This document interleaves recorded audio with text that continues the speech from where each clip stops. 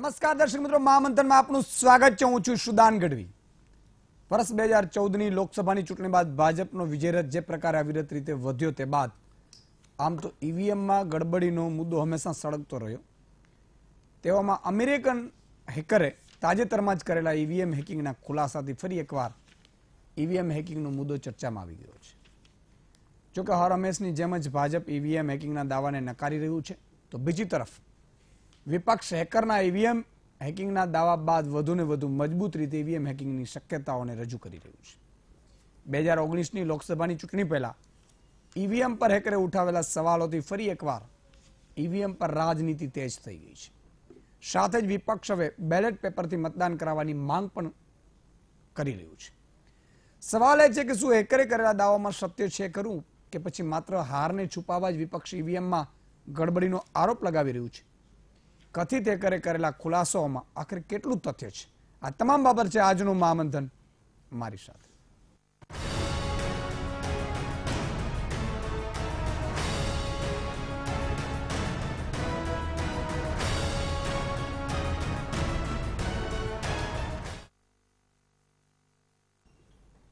ઈવીએમને લઈને ઉભા થયેલા વિવાદને ધ્યાનમાં રાખીને ચૂંટણી પંચે આક્રમક વલણ બતાવ્યું છે।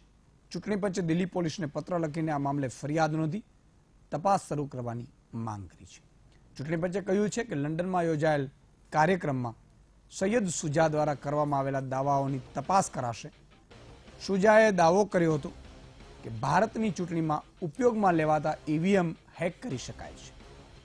ચૂંટણી પંચે પોતાના પત્રમાં કે કેટલાય મીડિયા અહેવાલ મારફતે આ વાત ધ્યાનમાં આવી છે કે સૈયદ શુજાએ દાવો કર્યો છે કે તે ઈવીએમ ડિઝાઇન ટીમનો સભ્ય હતો અને તે ભારતમાં ઉપયોગમાં લેવાતા ઈવીએમને હેક કરી શકે છે। ચૂંટણી પંચે દિલ્હી પોલીસને આ દિશામાં તપાસ કરીને એફઆઈઆર કરવાનું કહ્યું છે।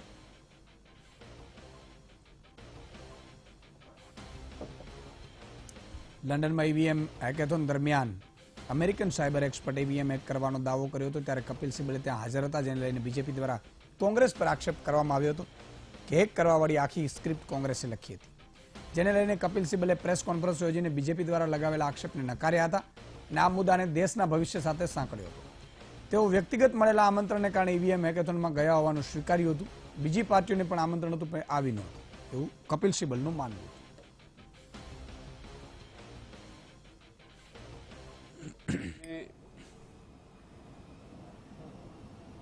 और ये जो मुद्दा जो उठा है, ये किसी राजनीतिक दल, एक राजनीतिक दल से जुड़ा हुआ नहीं है।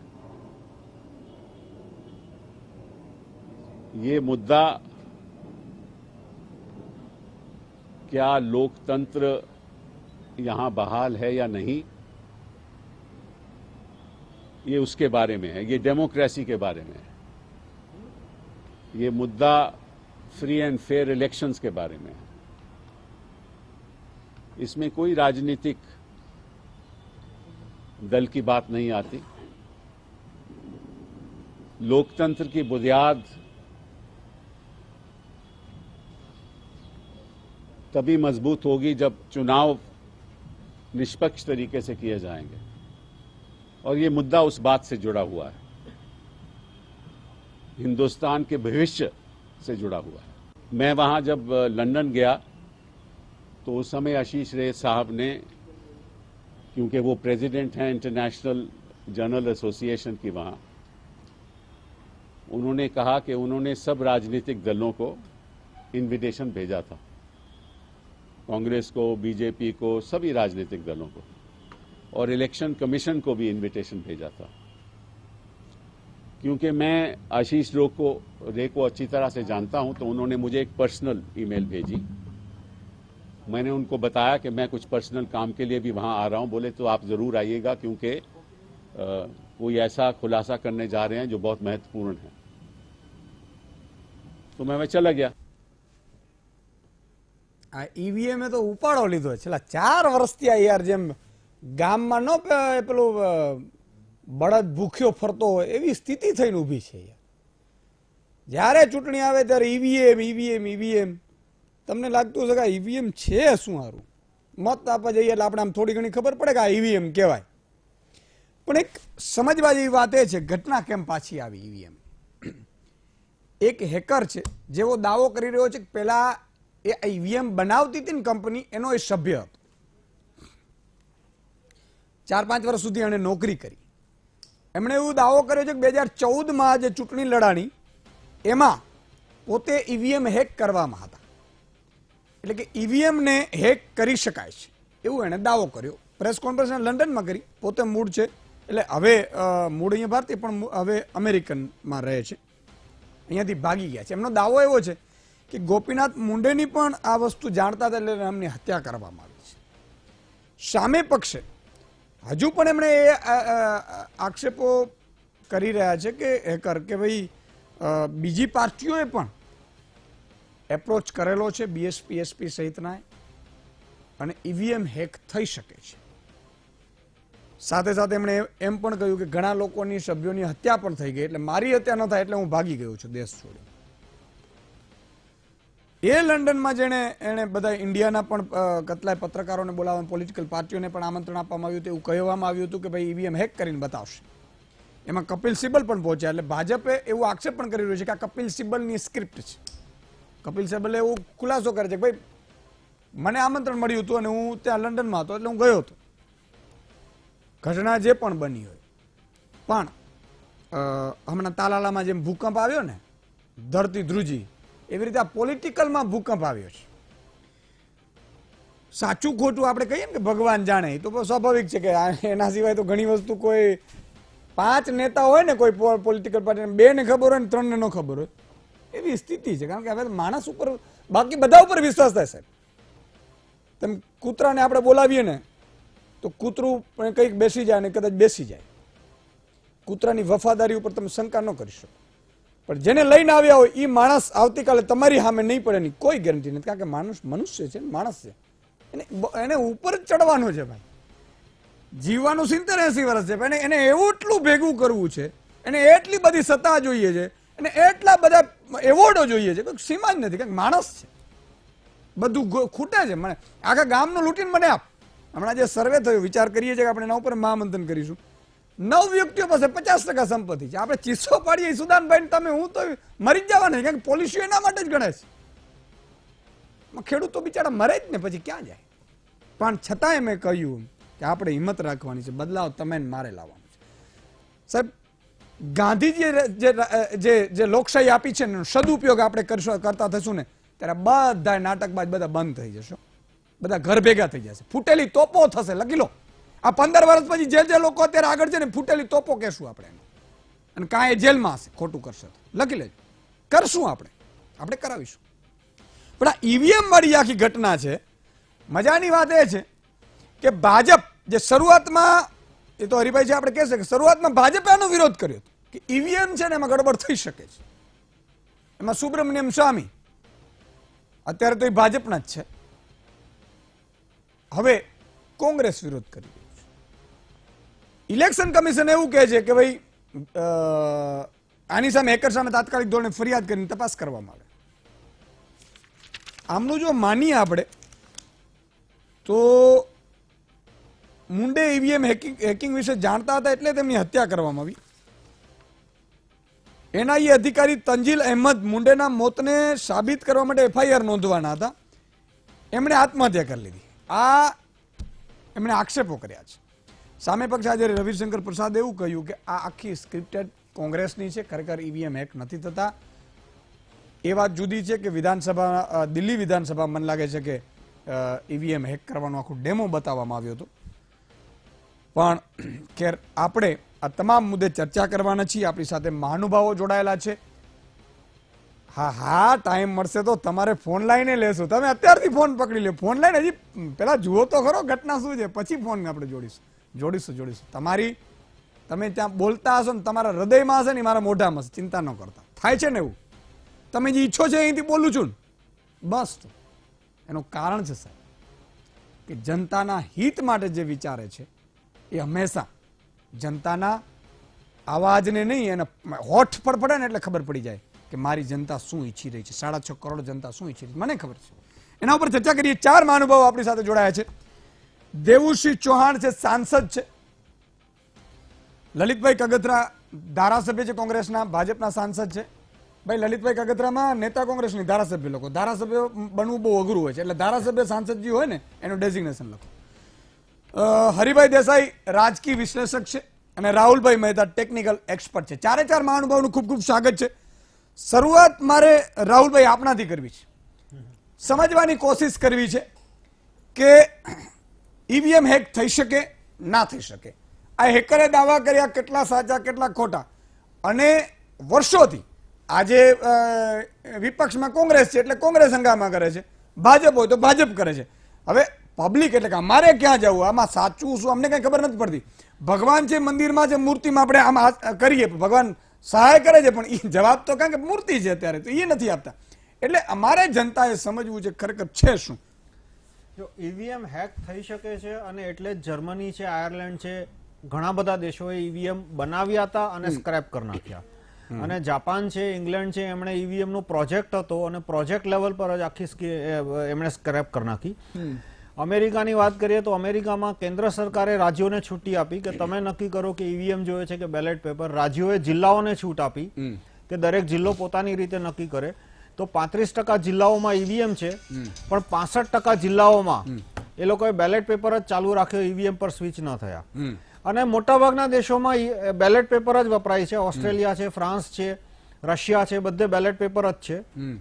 હવે ઈવીએમ હેક થઈ શકે છે એ જર્મનીના હેકરોએ જર્મનીના ઈવીએમ ઉપર કરીને બતાવ્યું, કેમ કે જર્મનીનું જે ચૂંટણી પંચ હતું, ઇલેક્શન બોડી હતું, એણે હેકરોને ઈવીએમ વેચ્યા. એટલે હેકરો પાસે ઈવીએમ કાયદેસર આવ્યા, એટલે એમણે બતાવ્યું કે આટલી આટલી રીતે હેક થઈ શકે છે. ભારતનું ઇલેક્શન કમિશન છે એ હેકરોને ઈવીએમ આપતું જ નથી, છતાં એક હેકરે હિંમત કરીને ઈવીએમ મેળવ્યું તો, અને એણે બતાવ્યું કે કઈ રીતે હેક થઈ શકે છે. હું દરેક વ્યક્તિને કહીશ કે આ 6 મિનિટની વિડીયો ખાસ જોવી. tinyurl.com/EVM India, tinyurl.com/EVM India, અથવા યુટ્યુબ ઉપર આપ જઈને જોશો હરિપ્રસાદ ઈવીએમ હેકિંગ, તો 2011માં એમણે વિડીયો મૂકી હતી કે ઈવીએમ કઈ રીતે હેક થઈ શકે છે. અને એણે બતાવ્યું કે ઈવીએમ કઈ રીતે હેક થઈ શકે છે. એકચ્યુઅલી ઈવીએમ જે ઇલેક્શન કમિશન માંથી જ એણે અમુક રીતે મેળવ્યું, તો એણે વિડીયો બનાવી, તો ઇલેક્શન કમિશને એના ઉપર ખોટી ફરિયાદ ફાઇલ કરી અને એને જેલમાં પૂરી દીધો. 3 અઠવાડિયા પછી મહામહેનતે એને જામીન મળી. અને આજે પણ હૈદરાબાદથી દર 2-3 મહિને એને પુના ધક્કો ખાવો પડે છે, એની સામે કેસ હજુ ચાલે જ છે. પછી જે બીજું કે આમાં હેક કઈ રીતે થઈ શકે છે, તો લંડનમાં જે કોન્ફરન્સ થઈ એને હું તદ્દન નકામી ગણું છું. એને હેકરે કોઈ માહિતી જ નથી આપી. એને આરોપો કર્યા છે, એમાં મોટાભાગના આરોપ તો ઈવીએમ સાથે કઈ લેવા દેવા નથી. દાખલા તરીકે મુંડેની હત્યા થઈ, અરે ભાઈ એ તો ઈવીએમ હોય કે ન હોય, જો આવો આરોપ હોય તો એ એક અલગ જ છે આરોપ. પણ એને ઈવીએમ કઈ રીતે હેક થઈ શકે છે જે હરિપ્રસાદે વિડીયોમાં કરીને બતાવ્યું, એમ લંડનના હેકરે કોઈ જાતની ટેકનિકલ માહિતી નથી આપી. હવે હું આ પ્રશ્નને 1989માં મેં સૌ પહેલા ઈવીએમ ની સામે પેપર લખ્યું હતું. એ વખતે હું આઈઆઈટીમાં ફોર્થ યરમાં હતો કે ઈવીએમ ન હોવું જોઈએ. એ વખતે ઈવીએમ એક્સપેરિમેન્ટલ સ્ટેજમાં હતું. અને એના પછી અનેક વખત લખ્યું છે. મેં 2009માં ઇન્ડિયન એક્સપ્રેસમાં જાહેરાત આપી હતી ઈવીએમ ની વિરુદ્ધ.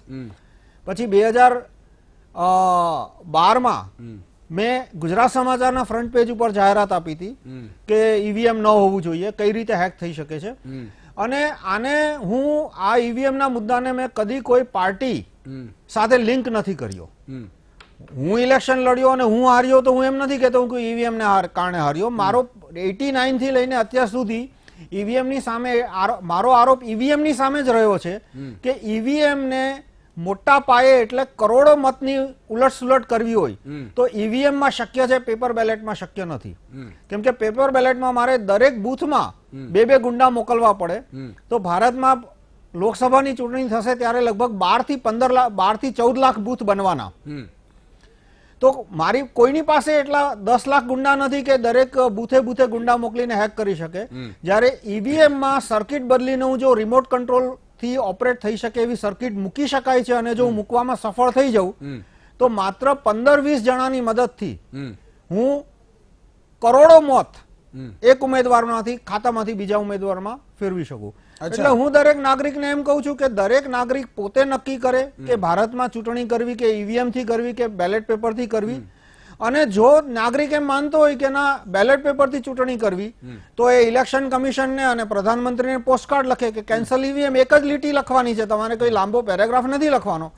જો આપ ઈવીએમ ના વિરોધી હોય તો election commission, Ashok road, new Delhi 110001, બિલકુલ અને કેન્સલ ઈવીએમ બસ એક લીટી કરી નીચે મતદાર વોટર નંબર લખી નાખો, નામ લખી નાખો, પતી ગયું. 3 જ લીટી લખવાની છે. રાહુલભાઈ, પણ આપણે ત્યાં જનતા ઓછી, માફ કરજો હું તમને કહું છું એટલા માટે વારંવાર તમને કોઈ સાચું કહેવા વાળું તો જોઈએ ને. હા હા, એટલે તમને નહીં, જનતાને હું જનતાને કહું છું દર્શક એમ બોલ કે હા, કે આ જનતા આપણો વાંક છે, કારણ કે આપણે ભાજપ કોંગ્રેસના છીએ. ભાજપ શું કહે છે, આપણી પાર્ટી શું કહે છે, તો કે તો આપણે ઈ કરવાનું ભાઈ. કોંગ્રેસ શું કહે છે, આપણું તો મગજ તો વિચારવાનું જ ન હોય ને ભાઈ, કારણ કે આપણે તો ભાડે આપી દીધું જ, મગજ આપણે ભાડે આપી દીધું જ ભાઈ. કારણ કે માફ કરજો, તમને હું નહીં કહીશ તો કોણ કહેશે, તમને બીજું તો કોઈ કહેશે નહીં. એટલા માટે, અને તમને મને ખબર છે મારું ખોટું લાગવાનું નથી, નહીં તો તમે મારામાંથી ચા પી લેવાના છો. પણ સમજવાની જરૂર એ છે કે ખરેખર આપણે આપણી રીતે વિચારવાનું છે. મેં વાત કરી, હવે હું દેવસિંહભાઈ આપનાથી કરીશ. મેં એટલા માટે એક્સપર્ટ સાથે શરૂઆત કરી. હેકરે દાવો કર્યો છે, કદાચ એવું માની શકે કે ભાઈ કદાચ ત્યાં કાંઈ એણે કંઈ કરીને બતાવ્યું નથી, પણ ઈવીએમને લઈને શંકાઓ ચોક્કસ ઉપજે છે અને ઇલેક્શન કમિશન એવું કહે છે કે આવું કોઈ શક્યતા થતી જ નથી.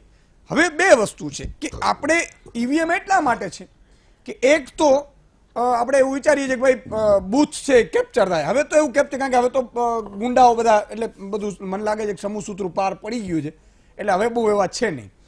બીજું આપણે ડરે છે કે ભાઈ તાત્કાલિક રિઝલ્ટ આવે, હવે 2 દિવસ રિઝલ્ટ આવે તો આપણે બહુ ઉતાવળ છે નહીં. એટલે ખરેખર શું સ્થિતિ સાચી શું છે અને શું કામ આપણે ઈવીએમ ઉપર વધારે ફોકસ? પહેલી વાત તો એ કે જે રાહુલભાઈએ કહ્યું કે હેકરે સબૂત નથી આપ્યા, અને આ તદ્દન બોગસ વાત છે. હવે એની સાથે જડાયેલી વાત હેકિંગ કે ઈવીએમ કરતા વિદેશની ધરતી ઉપરથી આજે આપણી લોકશાહીને 70 વર્ષથી આપણે ટ્રાન્સફર પાવર કરીએ છીએ, ચાહે બેલેટ પેપરથી કરતા હોય કે ઈવીએમથી કરતા. આજે આટલા વર્ષો પછી આપણી આ લોકતાંત્રિક વ્યવસ્થાને એમણે એક પ્રકારે ચેલેન્જ કરી અને એની સાથે જે પણ હતા એ બધાએ ભેગા થઈને બદનામ કરવાનો પ્રયત્ન કર્યો. હું એવું માનું છું કે કોઈ માણસ કહે ને તો એને પુરાવો આપવો જોઈએ. જેમ રાહુલભાઈએ કહ્યું કે એને પુરાવો આપ્યો નથી, અને એમણે કહ્યું કે જ્યારે આ સિસ્ટમને દાખલ થઈ એક્સપેરિમેન્ટલ સ્ટેજથી માંડીને આજે 2014, 15, 19 એક 1984 કે 89 ના દશકાથી શરૂ થઈને એમાં કેટલી બધી ટેકનોલોજી અપગ્રેડેશન આવે. તમે તમારા ટીવી મોનિટર અથવા હાથનો રહેલો મોબાઈલ જે વાપરો છો એમાં પણ હવે ટેકનોલોજી અપગ્રેડ થતી હોય તો ઈવીએમમાં પણ આપણે એક છેલ્લી ચૂંટણીમાં મુદ્દો આવ્યો કે વીવીપેટ હોવા જોઈએ, અને વીવીપેટ પણ એક એનો એક પુરાવો છે કે ચૂંટણી પંચ સંપૂર્ણપણે તટસ્થતાથી આ ચૂંટણી કરવા માંગે છે અને ચૂંટણી કરતી આવી છે. પરંતુ તમે 2014ની લોકસભાની ચૂંટણીને આજના બધા ગુજરાતના કે બધા અખબારો હેડલાઇન બનાવે કે ભાજપ ઈવીએમની ગડબડ કરીને જીતી ગયું, અને મધ્યપ્રદેશ, રાજસ્થાન ને છત્તીસગઢમાં અમે હેક નથી કર્યા, આવી એક પ્રકારની બાલિશ અથવા તો કહેવાય ને જૂઠની ફેક્ટરી. હું એવું માનું છું કે કેટલાક પાર્ટીના લોકોને તો રડવું તું ને પિયરિયા મળ્યા. ઘણીવાર ગામડામાં અમારી કહેવત હોય કે દોડવું હોય ને ધાડ મળી ગયો, એટલે જેવી ઈવીએમ ઉપર આંગળી ચીદાઈ એટલે તરત જ કૂદી પડ્યા કે ભારતીય જનતા પાર્ટીને જે બહુમતી મળી છે, સત્તા આવે છે, એ ક્યાંક ને ક્યાંક ઈવીએમના કારણે આવે છે. અને એક આ બીજા પ્રકારે થોડાક રાજી પણ થાય છે, પણ એ રાજીપાની પાછળ આ દેશની સ્વતંત્ર સંવૈધાનિક સંસ્થા આપણે ઇલેક્શન કમિશનનું અપમાન કરીએ છીએ. હું એવું માનું છું કે આપણે તટસ્થતાથી વિચારવું જોઈએ. ટેકનિકલ ગડબડ, હેકિંગ અને ટેકનિકલ ફોલ્ટ બેમાં અંતર છે. આપણે ચૂંટણી દરમિયાન ક્યારેક જોઈએ છીએ કે ક્યાંક મશીનો ખરાબ થઈ ગયા, મશીનો રિપ્લેસ કરવા પડ્યા, એક બાબત છે. પરંતુ મશીનો હેક થયા છે જ્યારે ચૂંટણી પણ ચેલેન્જ કરે છે ત્યારે રાહુલભાઈ મહેતા જેવા એક્સપર્ટે જઈ અને ચેલેન્જનો સ્વીકાર કરવો જોઈએ અને દેશ સમક્ષ એ વાતને મૂકવી જોઈએ કે અમે હેકિંગ કરી બતાવ્યું છે. એટલે હું એવું માનું છું કે તમારા પક્ષમાં રિઝલ્ટ આવે ત્યારે તમે સારા, બાકી દેશમાં આટલી પ્રચંડ બહુમતીથી અથવા તો દેશમાં જે પ્રકારે એકાઉન્ટેબિલિટી જોઈને એક પારદર્શી સરકારો ચાલતી હોય છે, દેશ હિતમાં સરકારો ચાલતી હોય, એને દેશનું જન સમર્થન મળતું હોય ત્યારે તમે ક્યાંક ને ક્યાંક, અને કેવા માણસ હોય. હમણાં ફારૂક અબ્દુલ્લાજીએ કહ્યું કે ઈવીએમ એ જૂઠની ફેક્ટરી છે. અરે ફારૂક અબ્દુલ્લાજી, તમારે ત્યાં કેટલા ટકા મતદાન થયું? માત્ર 6% લોકસભામાં મતદાન, પોતે સંસદ સભ્ય થયા, 6% મતદાન, અને તમે ઈવીએમ નો વાંક કરો. આવી ઘણી બધી બાબતો છે. આગળ વાત કરીશું, પરંતુ જે પ્રકારે વાત છે, કારણ કે બીજા સાથીઓને પણ એમની વાત મૂકવાની તક આપે જ ને. લલિતભાઈ, આ એક જૂઠની ફેક્ટરી છે એવું માનવામાં આવે છે ભાજપનું, અને સ્પષ્ટપણે કે ભાઈ જ્યારે 3 રાજ્યોમાં તમે જીત્યા તો તમે ત્યાં એમ કહો કે બરાબર ના ત્યાં બરોબર છે એમ, અને જ્યાં હારો ત્યાં એવું કહો ના ના ઈવીએમ માં ગડબડ છે, એટલે એ પણ એક સવાલ તો છે કોંગ્રેસ સામે. ના યશુદાનભાઈ, હું તમને સીધી વાત ઈ કરવા માંગુ છું, હાર જીત તમે ભૂલી જાઓ, પણ આ દેશનું લોકશાહી તંત્ર જેના ઉપર ટકી રહ્યું છે. અચ્છા, આપણે ન્યાય તંત્રની વાત કરી તો આપણા ન્યાય તંત્રમાં પેલો સિદ્ધાંત એ છે કે 99 ગુનેગારો ભલે છૂટી જાય, એક બિચારો નિર્દોષ માણસ ઈ ગુનેગાર સાબિત ન થવો જોઈએ, અને નિર્દોષ માણસને સજા ન થવી જોઈએ. હવે જો ચૂંટણી પંચ પાસે આટલા બધા વાત આવતી હોય ને આટલા બધા પ્રશ્નો ઉભા થતા હોય તો એવી શું જરૂરિયાત છે કે ચૂંટણી પંચને ઈવીએમ ને પકડી રાખવું જોઈએ? પેલી વસ્તુ, લોકોને જયારે તમારી આ જે સત્તાનું સ્થળાંતર કરવાની જે વાત આવતી હોય, પ્રજા લોકશાહી ઉપર જીવી રહી હોય અને એનો નિર્ણય જે પ્રજા કરે છે એ ઈવીએમમાં થતો હોય અને પ્રજાને ડાઉટ જતો હોય કે પબ્લિકને ડાઉટ જતો હોય તો આ ચૂંટણી પંચને એવી શું જરૂરિયાત છે કે એને ઈવીએમ ને પકડી રાખવું પડે? શું કામ લોકોનો સંદેહને દૂર નથી કરતી? પેલો પ્રશ્ન મારો આ છે. બીજું હું તમને કહું કે હેક થાય છે કે નથી થતા એ ટેકનિકલ પ્રશ્ન છે, એટલે હું એમાં ટેકનિકલ એક્સપર્ટ નથી, પણ તમને ગ્રાસરૂટની વાત કરું. આજે ગામડાની અંદર એક બૂથનું આ ઈવીએમમાં કાઉન્ટિંગ થાય છે. હજારો ગામડા એવા છે, હજારો, કે જ્યાં એક ગામની વસ્તી 1000 માણસોની હોય, 1500 માણસની વસ્તી હોય. ઈસુદાનભાઈ, અમે પોલિટિશિયન માણસને ખબર પડી જાય કે આ કુટુંબે મને મત નથી દીધા, આ ગામે મને મત નથી દીધા, આ દેવસિંહભાઈ પોતે સાંસદ છે, એને જ્યાં મત નહીં મળ્યા હોય સાહેબ, એનો રેકોર્ડ જુઓ, એને ગ્રાન્ટ નહીં આપી હોય. એવું ના કહી શકો. મારા તમામ સંસદ સભ્યોનો હું તમને રેકોર્ડ બતાવું સાહેબ. તમે તમારી વાત મૂકો, તમે આવી વાત ના કરો મારા માટે. પણ કદાચ દીધી હશે. ના એવું બને જ નહીં. આ તો સારી વાત કહેવાય, પણ સામાન્ય હું ધારાસભ્ય છું સાહેબ. તમે કરજો, હું ના કરું. બહુ સારી વાત છે દેવસિંહભાઈ. હું તો પણ હું તમને ઓવરઓલ એમ કહેવા માંગુ છું કે આજે જ્યાં ધારાસભ્ય ચૂંટાય અને એને એક ગામના મત આવે છે કે આ ગામ મારી સાથે રહ્યું નથી, ઈવીએમ ના કારણે ખબર પડી. યસ ઈવીએમ ના કારણે ખબર પડે સાહેબ. અને અહીંયા સુધી હું તમને જસ્ટિફિકેશન કરી દઉં કે આ કુટુંબની અંદર, આ ગામની અંદર માકડિયા કુટુંબના 300 મત છે, તો હું તમને કહી શકું કે મને માકડિયા કુટુંબે મત દીધા છે કે નથી દીધા એ તમે જસ્ટિફાઈ કરી શકો. આ ગામનો આગેવાન મારી સાથે રહ્યો છે કે નહીં તમે જસ્ટિફાઈ કરી શકો. એટલે જે મેઇન હેતુ ચૂંટણી પંચનો કે મતદાન ગુપ્ત રહેવું જોઈએ, ખરેખર એ ગુપ્તદાન આની અહીંયા મોટામાં મોટો ભંગ થાય છે ઈવીએમમાં.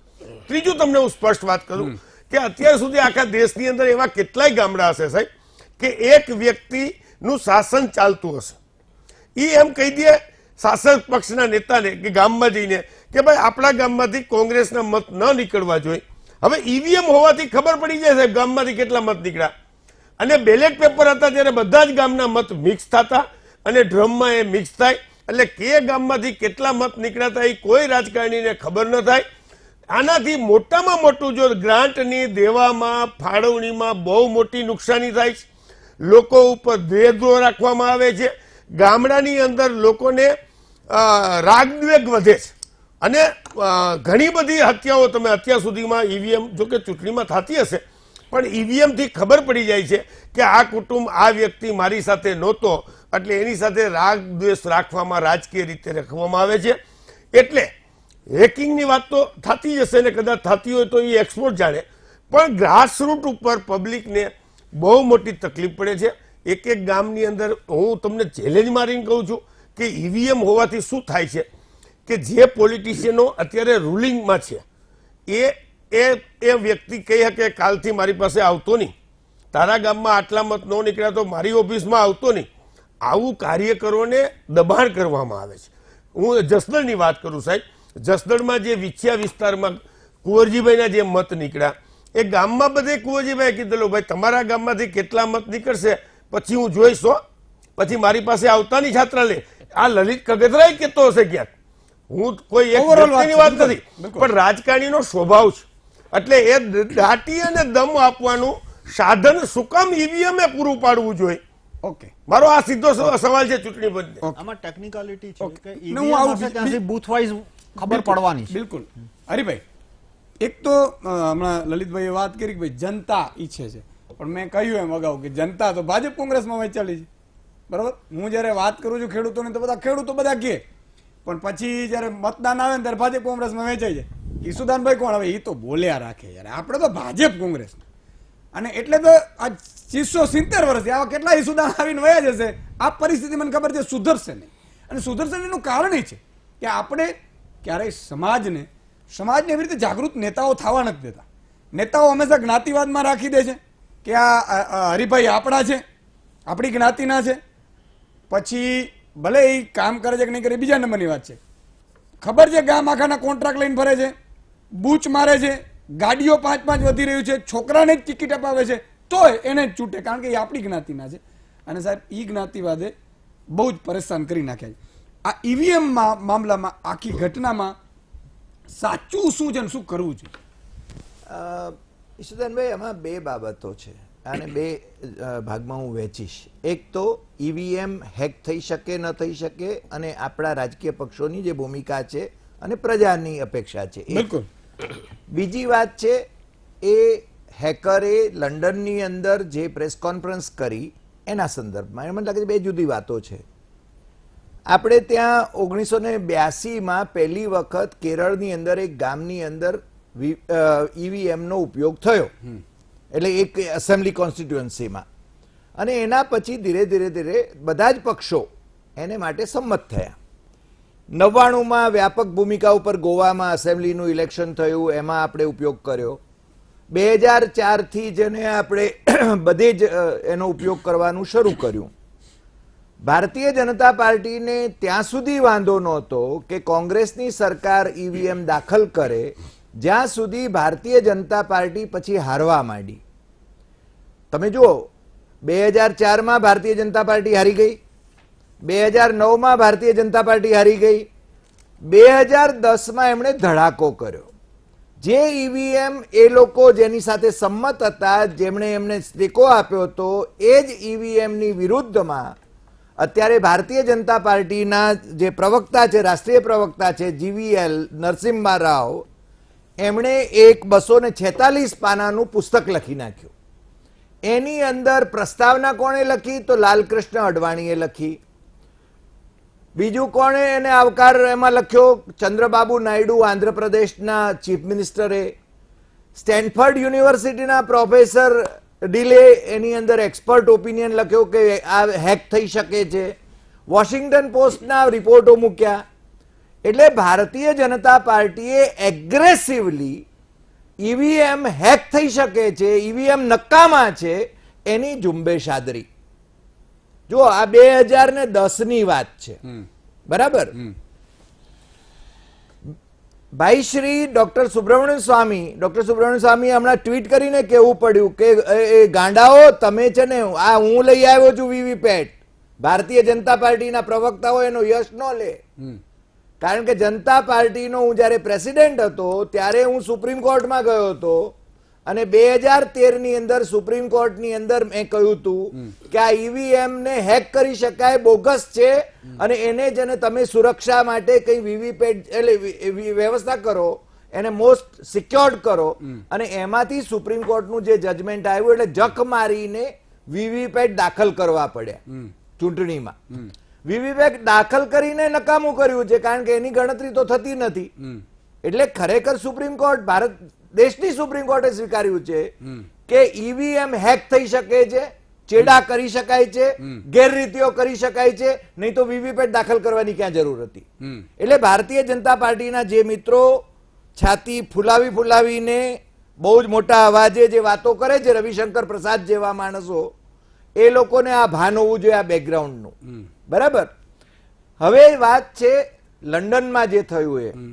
મને લાગે છે કે જે મુદ્દાઓની વાત થઈ છે એ ટેકનિકલ આસ્પેક્ટ ઉપર હું બહુ જવા નથી માંગતો, કારણ કે રાહુલભાઈએ કહ્યું છે કે ટેકનિકલી હેક થઈ શકે વગેરે વગેરે વગેરે.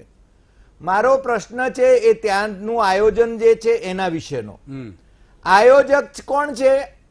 આશીષ રે છે. આશીષ રે કોણ છે? સુભાષચંદ્ર બોઝના ફેમિલીમાંથી છે.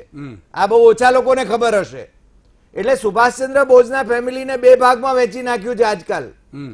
એક છે ને કોંગ્રેસ કે તૃણમૂલ વાળું અને એક ભારતીય જનતા પાર્ટી વાળું. કારણ કે ભારતીય જનતા પાર્ટી જે ટિકિટો આપે છે એ લોકો હારી જાય છે આજે બંગાળમાં. પણ આ ખેલ ચાલે છે, બરાબર. આ આશીષ રે એ બહુ જ પ્રોમિનન્ટ. ના, તમારે હસવું હોય તો હસી લો, પછી હું બોલું. અને પછી બોલું. તમે વિષયાંતર કરો છો વિષયાંતર એટલે. જરાય નથી કરતો. હું વિષય ઉપર જ છું અને હું મુદ્દા ઉપર જ વાત કરું છું, દેવજી. કઈ નહીં, અને હું કોઈ ડંખ રાખ્યા વિના વાત કરું બોલો, છું, બોલો. ફેક્ટ્સ ઉપર જ. બિલકુલ બિલકુલ બિલકુલ. આશીષ રે એ બહુ જ સિનિયર જર્નલિસ્ટ છે. એ કોઈ એલફેલ વ્યક્તિ નથી જેને સુભાષચંદ્ર બોઝ ઉપરનું જે પુસ્તક લખ્યું હમણાં, જે એની દુનિયાભરમાં ચર્ચા છે. આશીષ રે, રાહુલ ગાંધી માટે એને સરસ લખ્યો હતો લેખ. એની વાત પણ હું મારી વાત કરી રહ્યો છું. નહીં, ના, મારી- એટલે એ બધી વાત કરે છે વિષયની, એટલે નહીં, કહું છું. નહીં, હું વાત કરું છું. એટલે મેં જે કહ્યું એમ કહી શકો. ના, એને સ્તુતિ સરસ લખી નહીં, હતી નહીં, એમ. એટલે તમે જે સ્તુતિ લખી છે એની વાત કરીએ તો રાહુલ પછી. ના, ના, તો મુદ્દા તમે ઉપર, કહો છો મુદ્દા એટલે ઉપર. કહું છું. નહીં, નહીં, દેવસિંહ, આ મને યોગ્ય નથી લાગતું નહીં, બિલકુલ. કે તમે વચ્ચે બોલો. હરીભાઈ, હરીભાઈ. એટલે આશીષ રે એણે આ આયોજન કર્યું, જે ઇન્ડિયન જર્નલિસ્ટ એસોસિએશન જે છે ત્યાંનું, એનો એ પ્રેસિડેન્ટ છે. એણે બધી જ પાર્ટીઓને અને ઇલેક્શન કમિશનને નિમંત્રણ આપ્યું કે તમે આવો, આ રીતે છે ને આ કાર્યક્રમ થઈ રહ્યો છે. મને લાગે છે કે કપિલ સિબ્બલ ત્યાં પહોંચ્યા, એ કેમ ગયા કેમ ન ગયા એ રાજકારણીઓ કર્યા કરશે, મને એની સાથે મતલબ નથી. પણ આશીષ રે આ માણસને જાણે છે. આ માણસને ઉપર હુમલો હમણાં પણ થયો એટલે છે ને એ લોકોએ પોસ્ટપોન કરવું પડ્યું છે. $5,000 આપીને કર્યું છે. બીજું, હવે આ માણસ કોણ છે એ આપણને ખબર નથી, પણ એ માણસ ઇલેક્ટ્રોનિક્સ કોર્પોરેશન ઓફ ઇન્ડિયા, એટલે શું રાહુલભાઈ કદાચ એક્ઝેક્ટલી કહી શકશે. Electronics corporation of India limited. હા, લિમિટેડ. એટલે જે અને Defense ભારત company છે. ભારત ઇલેક્ટ્રોનિક્સ લિમિટેડ, બેંગ્લોરની કંપની ને હૈદરાબાદની કંપની, આ બંનેને ઇલેક્શન કમિશને ઈવીએમ બનાવવા. મેન્યુફેક્ચર કરવા માટેની જવાબદારી સોંપેલી છે. આણે એમાં કામ કર્યું છે. હવે જુઓ, અમેરિકી સરકારે એને રાજ્યાશ્રય આપ્યો છે. એને રાજ્યાશ્રય આપતા એને આ બધી વાત જે ગઈકાલે જે એને આની અંદર કહી છે બધી વાત કરી છે, ને એને એમ કહ્યું છે કે અમેરિકન સરકારના આ દસ્તાવેજો અવેલેબલ છે કે મેં શું શું કહ્યું, ક્યાં હતો, એ હતો કે નહીં. એટલે મારું તો એમ જ કહેવું છે કે ખોટો છે સાચો છે મારો પ્રશ્ન નથી. મને લાગે છે એની પ્રેસ કોન્ફરન્સમાં આટલા બધા માણસો હતા અને દુનિયાભરના પત્રકારોએ આના વિશે લખ્યું, એટલે બધા મૂર્ખ હતા એવું તો આપણે નહીં કહી શકીએ. બીજું, ભારત સરકારે એક શંકા જે ઊભી થઈ છે એના વિશે તપાસ કરવી જોઈએ. પહેલી વાત તો એ છે કે સુજા ઇલેક્ટ્રોનિક્સ કોર્પોરેશનમાં હતો કે કેમ. એ tweet એણે આવી છે ને- કે નહોતો એવો ટ્વીટ કર્યું છે કંપનીએ. હું શું કહું છું, તમે એટલે કંપનીએ ટ્વીટ હું કર્યું જે એવું. કહી રહ્યો છું એટલે હું તો પ્રશ્નો બિલકુલ. પૂછી રહ્યો તમે છું. કહો છો કે તપાસ કરવી છે. બીજું કે ધારો કે ગોપીનાથ મુંડે અને એ લોકો મળ્યા હતા તો એનું શું હતું. ગોપીનાથ મુંડેની હત્યા થઈ છે. નોટ કરી રાખો દેવસિંહ. ગોપીનાથ મુંડેની હત્યા થઈ છે એવું ફડણવીસની સરકારમાં રહેલા ફુંડકર, એણે એ વખતે જ્યારે જૂન 2014માં, એટલે કે કેન્દ્રીય મંત્રી થયાના એક મહિના બે પછી મહિના પછી, હા. એની હત્યા થઈ છે એવું ફુંડકરે ઓફિશિયલી કહ્યું હતું. એમને ડિમાન્ડ કરી હતી સીબીઆઈની ઇન્કવાયરીની. સીબીઆઈની ઇન્કવાયરી થઈ, પણ એનઆઈએ નો જે ઓફિસર હતો એ મરી ગયો. કઈ રીતે મરી ગયો એની એની તપાસ હત્યા ભારત સરકાર કરી શકે. હત્યા થઈ છે એની. હા, એટલે હત્યા થઈ. એટલે મારે શું કામ એમ કેવું, હું તો અપેક્ષા કરું છું કે ભારત સરકારે એની તપાસ કરવી જોઈએ. બીજું, સુજાએ કહ્યું કે એની ટીમના જે માણસો હતા એ લોકો હૈદરાબાદની અંદર એમને છે ને ગોળીએ દેવામાં આવ્યા છે. એને જે નામ લીધા છે એ હિન્દુ પણ છે ને મુસલમાન પણ છે. એ લોકો ખરેખર એમની હત્યા થઈ હતી કે નહોતી થઈ એની તપાસ કરવી જોઈએ. મારો પ્રશ્ન આટલો છે કે એણે જેટલા મુદ્દાઓ ઉઠાવે છે. બીજું, એણે એમ પણ કહ્યું કે આ 3 રાજ્યોમાં જેમાં હમણાં કોંગ્રેસ જીતી છે બિલકુલ. એની અંદર પણ હેક કરવાના પ્રયાસો થયા હતા અને એટલા માટે છે ને રિઝલ્ટ છે ને બહુ નજીકનું આવ્યું છે. દિલ્હીની વિધાનસભાની અંદર પણ હેક થવાનું જે પ્રયત્ન થયો હતો એનાથી ઉલટાવી દીધું હતું એ લોકો, એવું એને કહ્યું છે. ટેકનિકલ રાહુલભાઈ કહી શકે, Okay. પણ એ રિઝલ્ટ છે ને એ આપ પાર્ટી આટલી બધી બેઠકો જીતી જ ન શકે એ પણ એટલું જ એને બહુ સ્પષ્ટ કર્યું છે. અને છેલ્લી વાત, કોંગ્રેસ સમાજવાદી પાર્ટી, બીએસપી સહિતના બધા લોકોએ એમનો સંપર્ક કર્યો હતો કે એમણે હેક કરાવવા છે ઈવીએમ.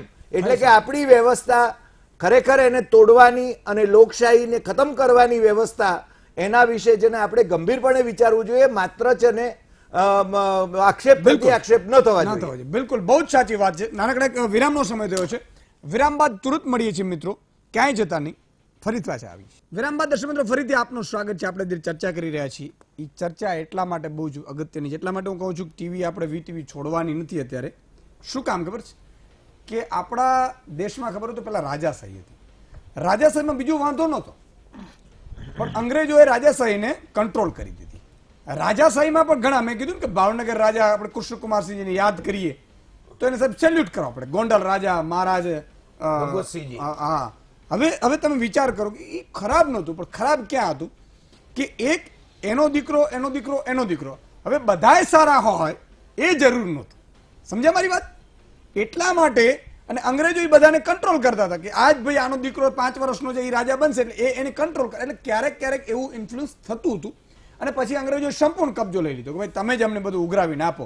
અને પછી આપણા રાજાઓએ જ કીધું કે આ સારું નથી ને એટલા માટે આપણે રાજાશાહીને એટલે અંગ્રેજ શાસનથી આપણે મુક્ત થયા અને ગાંધીજી બધા લડ્યા. હવે લોકશાહી આવી. લોકશાહી એટલે લોકો દ્વારા ચૂંટાયેલી સરકાર, લોકો માટે નિર્ણય લે એ સરકાર એટલે લોકશાહી. હવે એમાંય પણ ઘણા પેલા ખાદીના જભા પહેરીને બધા ગોઠવાઈ ગયા બિઝનેસમેનો, બરોબર. અને જેને પોતાની રીતે જે ઉદ્યોગપતિ નક્કી કરે કે આવી એક પોલિસી બનાવી દો, એમ મારું શું તો તારું 20%. અરે બની જ જાય ને, એ બની જાય, જનતાને પૂછે નહીં. તમેનું જે દુઃખી છે એનું કારણ એ છે કે આજે ગઈકાલ રિપોર્ટ આવ્યો ને કે સૌનો સાથ નવનો વિકાસ, 9 જ લોકોનો વિકાસ થયો છે. એ હવે અંબાણી સાહેબ ભલે હું એમ કહું છું એમણે તપસ્યા કરી છે થયું હશે, પણ બીજા તો ભારતમાં છે ને સાહેબ, અમારા જેવા ગણાય છે. એટલા માટે હું કહું છું કે વ્યવસ્થા એવી જોઈએ કે આપણે જીવીએ કે ન જીવીએ સાહેબ, આપણે બધા વયા જ જવાનું છે, પણ વ્યવસ્થા સાહેબ જનતાના હિત માટે ચાલી રહી. એટલા માટે આઝાદી ભગતસિંહથી માંડીને ચંદ્રશેખર આઝાદ ને સરદાર વલ્લભભાઈ પટેલ ને ગાંધીજી ઘણા બધા યાદ કરો. તો આ બધી આખી ઘટના છે. હું ફરીથી દેવસિંહજી આપનાથી શરૂઆત કરીશ. આપને જવાબ પણ આપવા માંગતા હતા. બીજું મારો સવાલ એ પણ છે કે કદાચ આ તો શાસન છે, મેં કહ્યું એમ પેલા બીજેપી વિરોધ કરતી હતી, ત્યારે કોંગ્રેસ કરતી હતી. આવતીકાલે કદાચ કોંગ્રેસનું શાસન આવતું તો ફરીથી બીજેપી કરશે અને કોંગ્રેસ આવા નાટક કરશે. આ એક વ્યવસ્થા સુધારવાની વાત છે. ક્યાંક એવું પગલું જે તે વખતે ભરી લેવાની જરૂર છે કે જે આગામી સમયમાં તમારા ને મારા સંતાનોને ક્યાંય તકલીફ ન પડે, એને ક્યાંય શંકા ન જાગે, એવું વિચાર કરી શકાય. બિલકુલ કરી શકાય. જો આપણે ત્યાં આ જે સંસ્થાઓ છે ને એનું ખૂબ રિસ્પેક્ટ હોય છે. તમે ઇલેક્શન કમિશનની ચૂંટણી દરમિયાન તો અમે બધા ચૂંટણીઓ લડીએ છીએ અને અમે એની આચારસંહિતા અને બધાને જે રિસ્પેક્ટ કરતા હોય તેનું છેવટે મૂળ કારણ તો એ છે કે આ સંસ્થા જે પ્રકારે વિશેષ કરીને જ્યારે આપણે ત્યાં એન્ડ સેશન આવ્યા પછી તો આનું ખૂબ મહત્વ વધ્યું છે અને દેશમાં અને ત્યાર પછીના પોલિટિકલ પાર્ટીઓ પણ એને સમજતા થયા, સ્વીકારતા થયા અને એક ગંભીરતાથી લેતા પણ થયા અને એક પ્રકારે એનું પરફોર્મન્સ ખૂબ સારું રહ્યું છે. 2-3 વાતો થઈ. એક તો ગ્રાન્ટની વાત થઈ. તો ગ્રાન્ટ તો હું તો એવું માનું છું કે ધારાસભ્ય કે સંસદ સભ્ય એનો રોલ માત્ર ગ્રાન્ટ પૂરતો હોતો નથી અને ગ્રાન્ટથી કોઈ ધારાસભ્ય સંસદ સભ્ય સંપૂર્ણપણે પોતાના મત વિસ્તારને સેટિસ્ફાઈ કરી જ ના શકે, કારણ કે તો મર્યાદા હોય છે આની રકમની. અને માનો કે મેં તો લેખિત બહુ પહેલા કરેલું કે ધારાસભ્ય અને સંસદ સભ્યને તમે જ્યારે કોઈ ગ્રાન્ટ આપો છો ત્યારે એને કોઈ જગ્યાએ પાણી નથી, રોડ નથી, તો એની પાસે આખું તંત્ર છે, તંત્રની મદદથી આપી શકે લાઇટ, પાણી, વીજળી. પણ તમે જ્યારે એના હાથમાં નાણાં અથવા તો એનો અધિકાર આપો છો સહી કરવાનો, ત્યારે એ નાણાંનો સદુપયોગ કેટલો થાય છે, એ નાણાં સાચા અર્થમાં કેટલા વપરાય છે અને જેમ એમણે કહ્યું એમ કે એ રાગદ્વેષથી વેચતો હોય, એને મત મળ્યા કે ના મળ્યા અથવા મતના એક ટૂલ તરીકે વાપરે, સાધન તરીકે ગ્રાન્ટને વાપરે કે મને મત મળવા જોઈએ અથવા તો મેં તમારું નહીં. હા, ઈવીએમની વાત કરીએ તો પહેલી વાત તો સબૂત નથી. હવે ગોપીનાથ મુંડેની હત્યા થઈ કે હયાત નથી અને તમે જે આરોપો કરો છો જે સ્વર્ગવાસી છે. બીજી હરિભાઈ સાહેબે જે વાત કરી કે બધી પોલિટિકલ પાર્ટીઓને આમંત્રણ આપ્યું, તો બીજેપીને આમંત્રણ આપ્યું હોય એનો પણ પુરાવો આપવો જોઈએ કે આશીષ રે બીજેપીને પણ આમંત્રણ આપ્યું હતું કે તમે હેકાથોનમાં પધારો અને હું જે હેકિંગ અથવા તો હું જે પણ સગા છે સૈયદ સુજા કે જે પોલિટિકલ પાર્ટીના સગા જે પણ હોય એ સગાઓ જ્યારે અહીં ડેમોન્સ્ટ્રેશન કરે છે એ પણ તમે જુઓ. હું એવું માનું છું કે બતાવતું જ નથી, demonstration છે જ નહીં. નહીં તો એ જે સાબિત તો કરવું છે ને એને આ હત્યાનો પણ આરોપ કર્યો ત્યાંથી માંડીને ઈવીએમ હેક તો આ એક ખોટી વાત ઉપજાવી કાઢેલી વાત. અને જ્યારે કે તમે એવા પોલિટિકલ પાર્ટીના લોકો ભેગા થઈને દેશ સમક્ષ કરો છો એક ષડયંત્ર, ત્યારે સૌથી વધારે નુકસાન તો આ ઇલેક્શન કમિશન નામની સંસ્થાને કરી રહ્યા છે. આ દેશ 70 વર્ષથી ચૂંટણી ચાહે બેલેટ પેપર હોય કે આને એ પ્રક્રિયાથી જે ટ્રાન્સફર ઓફ પાવર થાય છે એની સામે આંગળી ચીધો છો. તો આટલી બધી હતાશા શેના માટે હોય? તમે કહો તમે ટેકનોલોજી પ્રમાણે આજે વીવીપેટ લાયા, હજુ પણ જરૂરી હશે તો એક ફૂલ પ્રૂફ વ્યવસ્થા હોવી જોઈએ. અને આપણા રાહુલભાઈ મહેતા જેવા વધારે સારી રીતે કહી શકે કે હજુ આમાં આવું કરી શકાય. અને એ છેવટે તો કોના માટે કરીએ છીએ? આ દેશમાં એક ટ્રાન્સપરન્ટ સરકાર આવે અને જે પારદર્શી સરકારો બદલાય, કહેવાનો હેતુ એ છે. તો એ પ્રક્રિયાને આપણે સાથે મળીને અને આવી વાતોને ગંભીરતાથી લઈ અને જે પણ કાયદેસરના પગલાં લેવા જોઈએ, કોઈ ચાહે કોઈ પણ હોય અને કોઈ પણ પાર્ટી એને સહકાર આપતી હોય. બિલકુલ બિલકુલ. રાહુલભાઈ, શું કરી શકાય આ સ્થિતિમાં? અથવા તો ઇલેક્શન કમિશન શું એ તો એવું કહી રહ્યું છે કે આવું થાય જ નહીં. ના, આમાં મારો મત એ છે કે દરેક વ્યક્તિ, દરેક ભારતનો નાગરિક, 90 કરોડ નાગરિક મતદારો છે ભારતમાં, મતદારો છે 90 કરોડ, એ દરેક વ્યક્તિ પોતે નક્કી કરે અને પોતાનો નિર્ણય એ પોસ્ટકાર્ડ મારફત ઇલેક્શન કમિશનને, પ્રધાનમંત્રીને, પોતાના સાંસદને જણાવે કે ભાઈ ઈવીએમ ચાલુ રાખવું કે બંધ કરવું. નહીં, મારો એક સવાલ મારો અભિપ્રાય છે કે ઈવીએમ ઇઝ બિયોન્ડ રિપેર. નહીં, પણ ઈવીએમ ઇલેક્શન કમિશન એવું કહે છે કે જે ચૂંટણીને પોતે દાવા સાથે કહે છે કે અમે કરીએ છીએ, હવે એ એવું કહે છે કે નથી હેક થતા. બીજું કેવા કોઈ દાખલા સામે તમે એક વિડીયો એ હરિપ્રસાદનો પણ એ એક દાખલો, પણ જો આ બહુ વિચિત્ર છે. ઇલેક્શન કમિશનનું હેકાથન છે, એમાં મારે પાર્ટ લેવો તો અને જોકાથન હતું. આજે કોઈ કંપની આઈફોન બનાવે છે, કોઈ એક રાઉટર બનાવે છે, ઇક્વિપમેન્ટ બનાવે છે, તો એ કંપની હેકરોને મફતમાં ઇક્વિપમેન્ટ મોકલે છે 5, 10, 50 કે ભાઈ તમે આમાં હેક કરીને બતાવો. ઇલેક્શન કમિશન ઊંધું કે છે કે આ ઇક્વિપમેન્ટને હાથ લગાડ્યો જેલમાં પૂરી દેશું અને પછી કે છે હેક કરીને બતાવો. એટલે જોકાથન છે, એબ્સોલ્યુટ ઇન્સલ્ટ ઓફ હેકાથન હું કહું છું ઇલેક્શન કમિશન કે કોઈ ઇક્વિપમેન્ટને કહે છે કે અમે કહ્યું કે મને ખોલીને જોવા દો, તો કે ખોલીને પણ નહીં જોવા દો, હાથ નહીં અડાડો. પ્રયાસ કર્યો છે ઇલેક્શન કમિશનને કે ભાઈ પેલા ઇલેક્શન કમિશને એમ કીધું કે તમારે સાંભળો, ઇલેક્શન કમિશને કીધું કે પાર્ટી મારફત આવવું પડશે. હવે મારે કોઈ પાર્ટી સાથે અલાઈન નહોતું થવું, છતાં પછી મેં કીધું કે ચલો એક પાર્ટી થ્રુ ગયો. તો પછી એમણે એમ કીધું કે અમે તમને ઇલેક્શન કમિશન જે વોટિંગ મશીન છે એના ખાલી બટનને જોવા અડવા દેશું. મેં કીધું કે હું ઇલેક્શન એને ઈવીએમને હું નહીં ખોલું, પણ તમે મને ખોલી અને જોવા દો કે અંદરની સર્કિટ કઈ રીતે છે, તો હું બતાવી શકું કે કઈ રીતે. તો કે ઈવીએમ ખોલીને પણ તમને નહીં જોવા દઈએ. એટલે જેટલા આજે અમેરિકામાં હેકાથન થયું હતું ઈવીએમ ઉપર જ, ત્યાં મોટી હેકાથન લાસ વેગાસમાં મીટિંગ થાય છે, એમાં ઈવીએમ વાળા આ વખતે પહેલી વખત એમણે હેકાથનમાં ભાગ લીધો. તો એમાં જેટલા કંપનીઓ ઈવીએમ લઈને આવી હતી એમણે હેકાથનના 1 મહિના પહેલા હેકરોને કોસ્ટ પ્રાઇસ ઉપર $500 હોય, $1000 હોય, કોસ્ટ પ્રાઇસ ઉપર એમને 2, 5, 10 ઈવીએમ ખરીદવા દીધા. અને પછી એ વિચાર કે 26 ઇલેક્ટ્રોનિક વોટિંગ મશીન ત્યાં આવ્યા હતા, હેકરોએ 26 ને હેક કરીને બતાવ્યા. અચ્છા, હા. અને આપણે કરવા હોય તો એમની કરતા કઈ રીતે હોય? પણ સાંભળો, તો ઇલેક્શન કમિશને લાસ વેગાસમાં જે ઇન્ટરનેશનલ હેકાથન કોન્ફરન્સ થઈ હતી ત્યાં પોતાનું ઈવીએમ કેમ ન મોકલ્યું? અરે ભાઈ, તરસિયાએ કુવા પાસે જવાનું કે કુવાએ તરસિયા પાસે જવાનું? હેકરની કોન્ફરન્સ લાસ વેગાસમાં દર વર્ષે થાય છે, ઇન્ટરનેશનલી રિનોન્ડ કોન્ફરન્સ છે. તો ઇલેક્શન કમિશને જો પોતાના ઈવીએમ પર એટલો વિશ્વાસ હોય તો ત્યાં મોકલવું જોઈએ. અને હેકરોની શરત હતી કે તમારે 1 મહિના પહેલા અમને ઈવીએમ આપવું પડશે, જેથી અમે ખોલ્યા. અને પછી હેકર એમ નથી કહેતા કે આ ઈવીએમ છે આ હું ઘરે લઈ ગયો અને બીજે દિવસે આ ઈવીએમ હેક કરીને બતાવીશ. એ કહે છે કે આ ઈવીએમ હું ઘરે લઈને જઉં, હું સર્કિટ સર્ચ કરી, હવે કાલે તમે નવું ઈવીએમ લાવજો પેટી પેક, અને એ નવા ઈવીએમ ને અમે હેક કરીને બતાવશું.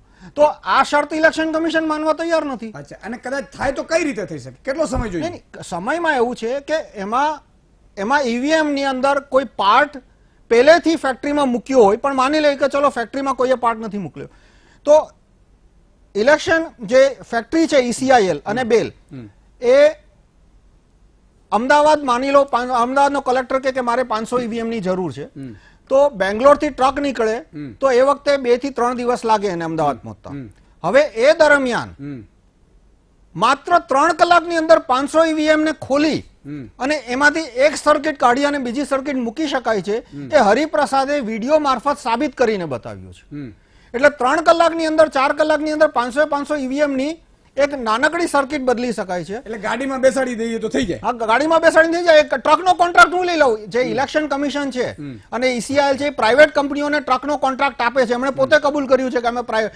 તો માની લો બેંગ્લોર થી અમદાવાદ ટ્રક પહોંચાડવાનો ખર્ચો 40,000 આવતો હોય, તો હું 30,000 નું ટેન્ડર ભરું તો મને મળી ગયા એ ટ્રકનો કોન્ટ્રાક્ટ. હવે 500 ઈવીએમ 24 કલાક માટે 48 કલાક માટે મારી કસ્ટડીમાં છે. હું 2 માણસ બેસાડું ટ્રકની અંદર અને ઈવીએમ ખોલી અને સર્કિટ બદલી નાખે. હવે જ્યારે ઈવીએમ જ્યારે ફેક્ટરીથી નીકળે છે ત્યારે એમાં કોઈ જાતનું સીલ નથી હોતું. સીલ લાગે છે ઇલેક્શનના 15 દિવસ પહેલા, અને કલેક્ટરની કચેરી આવે ત્યારે ખોલીને હેન્ડલેન્સ લઈને કે માઇક્રોસ્કોપને લઈને કોઈ એક સર્કિટ ચેક નથી કરાતી કે બધી સર્કિટ ઓરિજિનલ હતી કે નહીં. એટલું જ જોવે છે કે ઈવીએમ આવ્યું છે, ચાલુ કરે, 1-2 વોટ નાખે અને બંધ કરે. હવે એની અંદર એવી સર્કિટ મૂકી શકાય કે જેમાં પાસવર્ડ હોય, એટલે કે પાસવર્ડ મારી પાસે હોય જેણે સર્કિટ બદલી છે, અને રિમોટ કંટ્રોલથી કેન્ડિડેટનો નંબર મોકલાવે. એટલે બંને પાસવર્ડ પણ મોકલવો પડે અને કેન્ડિડેટનો નંબર પણ મોકલવો પડે. એટલે જેટલા કેન્ડિડેટના પેરામીટર કે 10% કે 20%, એટલે પાસવર્ડ મોકલાવો, કેન્ડિડેટ નંબર મોકલાવો અને 20% મોકલાવો. એટલે બધા ઉમેદવારના 20% વોટ ઘટાડી અને પર્ટિક્યુલર કેન્ડિડેટ નંબર છે એના 20% વોટ વધારી દે. થઈ શકે. આ થઈ શકે. હરિપ્રસાદે કરીને બતાવ્યું છે. આમાં થઈ શકે નહીં, કરીને બતાવ્યું છે. હા, નહીં કરીને ઈવીએમ આપો તો ઈવીએમ હાથમાં આવવું જોઈએ. અને હાથમાં કોના આવી શકે કે જે માણસ ટ્રકિંગનો કોન્ટ્રાક્ટ લઈ લે. અને ટ્રકિંગના કોન્ટ્રાક્ટમાં કેટલા માણસો ઇન્વોલ્વ છે? હજારો માણસો નથી. BL અને ECIL છે એમની પાસે માત્ર 15 કે 20 ટ્રક છે, જેના દ્વારા એ 600 મત વિસ્તારોમાં કલેક્ટરની કચેરીએ ઈવીએમ મોકલાવે છે. કેમ 15 ટ્રક પૂરતા છે? કેમ કે ઈવીએમ મોકલાવવા માટે 5 વર્ષનો ટાઈમ છે. બધા કલેક્ટરની કચેરીએ એક જ દિવસે ઈવીએમ નથી મોકલાવાના. આજે 500 ઈવીએમ બનાવ્યા, અમદાવાદ મોકલ્યા, એ ટ્રક પાછો આવ્યો, પછી પાછા બીજા 1000 ઈવીએમ મોકલ્યા, એમાંથી 500 બોમ્બે મોકલાવ્યા, 500 હૈદરાબાદમાં એટલે દિલ્હી મોકલાવ્યા. એમ 15 કે 20 ટ્રકના કોન્ટ્રાક્ટ જો મારી પાસે આવી જાય ને એમાં હું મારા માણસ બેસાડી દઉં તો હું 14 લાખમાંથી 5 લાખ ઈવીએમમાં સર્કિટ બદલાવી શકું એમ છું. લલિતભાઈ શું કહેશો? જો ઈસુદાનભાઈ, આ બધી ડિસ્કસ આપણે જે કરીએ છીએ ને એનું ખરેખર ચૂંટણી પંચ ધારે તો જ રિઝલ્ટ આવે. બહુ સાચી વાત તમને કરું. આનાથી મતદારોનું મોરલ તૂટે છે. મેં ગામડામાં મને 50 જણાએ એવું કીધું છે કે લલિતભાઈ મત દેવા જવું નથી, અમે મત ગમે તેને દઈ તો ફરીને ભાજપમાં વયા જવાના, અમારે હુકમ જવું જોઈએ. સાહેબ, આવી માનસિકતા થઈ ગઈ છે લોકોની. 10% મતદારો આ માનસિકતાથી મતદાન દેવાય ન જાય એવું બને. આ જો ચૂંટણી પંચે સેશન સાહેબને યાદ કર્યા એટલે હું તમને કહું કે ચૂંટણી પંચ જો ખરેખર તમે ચૂંટણી પંચની વાત કરતા હોય ને તો સાહેબ અમે અહીંયા જસદણમાં જોયું છે. ભારતીય જનતા પાર્ટીના તમામ ધારાસભ્યો ચૂંટણીમાં અહીંયા હાજર હતા અને કોંગ્રેસના એક ધારાસભ્યને મને બેહાર દીધો 5 કલાક પોલીસ સ્ટેશને. બરાબર, અમને બધાને પકડીને કાઢ્યા. હવે ક્યાં ચૂંટણી પંચ અમાર્યું છે? અમે ફરિયાદો કરીને થાકી ગયા કલેક્ટરને. આ હકીકત છે દેવભાઈ, તમે ગમે તેને તમે જસદણમાં પૂછી લ્યો. મને 4.5 કલાક છેલ્લી રાત્રે બેહાર દીધો અને આવી રીતે અમારા તમામ ધારાસભ્યોને જસદણમાંથી બહાર કાઢ્યા. અને મેં બતાવ્યું PSI ને કે અહીંયા કાંતિભાઈ અમૃતિયા બેઠા છે, અહીંયા ભાઈ બાવનજી મેતલિયા જો આર્યા મારી બાજુમાં, તો કે એને પછી પકડશું, તમે પેલા હાલો. હવે આમાં ચૂંટણી પંચ ક્યાં આવ્યું સાહેબ? એટલે હું આપને આ વાસ્તવિકતા કહું છું કે ખરેખર જો તમારે લોકશાહીને ઢબે એવું મતદાન કરવું હોય અને પ્રજાને શંકા હોય તો શું કામ પકડી રાખો છો? ભાઈ તમને શું હિત છે? જો સાહેબ હું એમ કહું છું, ગોપીનાથ મુંડે સાહેબ કોઈ નાની હસ્તી હતી? આજે ભારતીય જનતા પાર્ટીના બહુ મોટી હસ્તી કહેવાય. હવે એનું મર્ડરમાં તમને ક્યાંય લેશ માત્ર શંકા આવતી હોય અથવા કોઈ શંકા વ્યક્ત કરતું હોય કે એમના મૃત્યુમાં ડાઉટફુલ છે, તો ભારતીય જનતા પાર્ટીનું શાસન છે કોને પૂછવા જવાનું? અરે ભાજપનો મહારાષ્ટ્રનો પ્રમુખ રહેલો ને મિનિસ્ટર રહેલો ફુનકર કે છે. આ તો ફુનકર કે છે તો સરકારને કોની રાહ જોવાની? અરે હું એમ કહું છું તમામ એજન્સીઓ કામે લગાડી દો. એ વખતે કહ્યું તો શું કામ લે સાહેબ ડાઉટ હુકમ પેદા થાય? બિલકુલ. એટલે મારે આપને બે વાત ઈ કેવી છે, આ મગફળીના કૌભાંડ જેવું છે. માર્કેટિંગ યાર્ડમાંથી મગફળી નીકળે એમાં માટી ન હોય સુદાનભાઈ, પણ પણ આ વખતે રસ્તામાંથી- મગફળી આ વખતે જો 5% માંડ થઈ શક્યું જોયું હા, ને? પણ હું તમને એ આપણે કહું. પીપુડી કરી દીધી. બરાબર છે, હું એ જ અહીંયા કહેવા માંગુ છું હા. કે એમને જે વાત કરી ને એમાં આ બહુ તથ્ય છે હા. કે માર્કેટિંગ યાર્ડમાં ખેડૂતોએ મગફળી દીધી તે માટી વગરની દીધી હતી, પણ જે આ ચિપ્સ બદલી જાય ને એમ રસ્તામાં યાર્ડ મગફળી વખતે- લઈ આ વખતે અને નહીં બદલી ગોડાઉનમાં જાય ને ત્યાં ધૂળ માટી પડી જાય. આ વખતે નહીં બદલી શક્યા. હવે નો બદલી Proof, એવા એ proof કર્યા. ઈસુદાનભાઈ તમને આભારી છે, નહીં. કરોડો રૂપિયાનું કૌભાંડ બચાવ્યું તમે. હજી હું તમને કહું છું કે તમારે લોકશાહી બચાવવું હોય તો કાં આની ચર્ચા બંધ કરી દો અને કામ ચૂંટણી પંચને એવું દબાવો કે બેલેટ પેપર લઈને જ આવે. બિલકુલ આપણે પ્રયાસ કરીશું. પણ મગફળીમાં જે વાત નીકળી એટલા માટે ઘણા બધા મને કીધું કે સુધાનભાઈ આ વખતે બહુ મસ્ત રહ્યું. 2-5% એક વિડીયો આવ્યો એટલે એ પછી વિડીયો બંધ થઈ ગઈ, નહીં તો 500,000 રૂપિયા લેતા હતા. પણ આ વખતે સાહેબ મેં ખાસ મુખ્યમંત્રી સાથે મેં મીટિંગ કરી હતી. વિજયભાઈ બરોબર છે ને? મને કે ફૂલ પ્રૂફ છે, હું સિસ્ટમ સમજ્યો અને મારી ટીમને પણ એને ટ્રાય કરી. સાહેબ ખેડૂતો માટે કંઈક કરવું પડે ને એટલા માટે એક નાનકડા વિરામનું સમજ. વિરામ બાદ દેસાઈ સાહેબ પણ આપણી સાથે છે, મહાનુભાવો પણ છે. વિરામ બાદ દર્શક મિત્રો ફરીથી આપનું સ્વાગત છે. દેસાઈ સાહેબ, સંક્ષિપ્તમાં ખરેખર એનો ઉપાય શું?